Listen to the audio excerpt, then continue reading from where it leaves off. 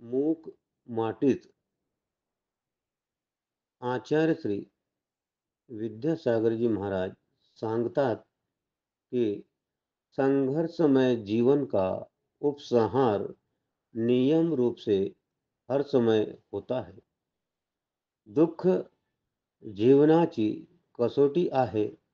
या कसोटीवर पारखून या अग्निदिव्यातून तावून सुलाखून निघणाऱ्या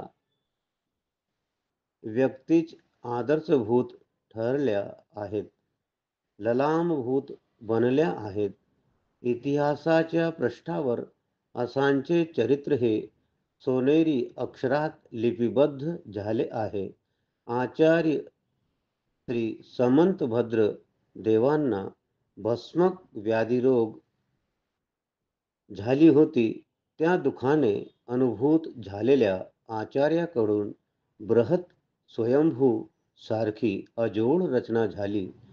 वादिराज सुरेंना दुर्धर असा महारोग झाला होता. अर्थात त्यांच्या दृष्टीत तर भवरोगा एवढा महारोग दुसरा नाहीच.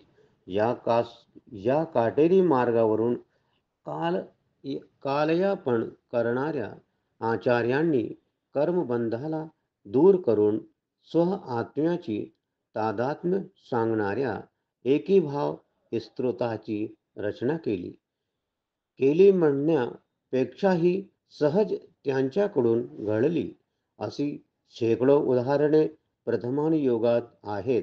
हीच गोष्ट पूज्यपाद स्वामींनी पण समाधी शतक या ग्रंथात सांगितली की अदुःख भावितं ज्ञानम क्षीयन्ते दुःख सन्निधौ तस्मात् यथा बलम दुःखैरात्मानं भावयेन मुनिः.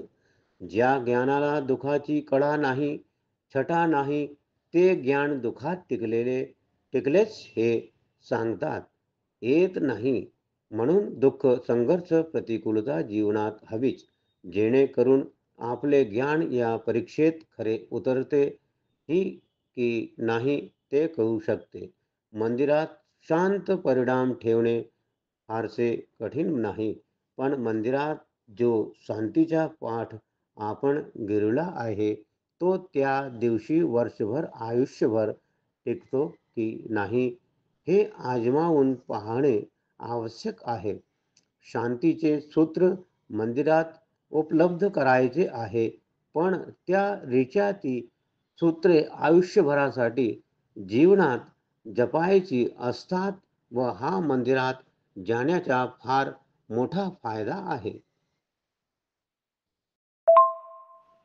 यह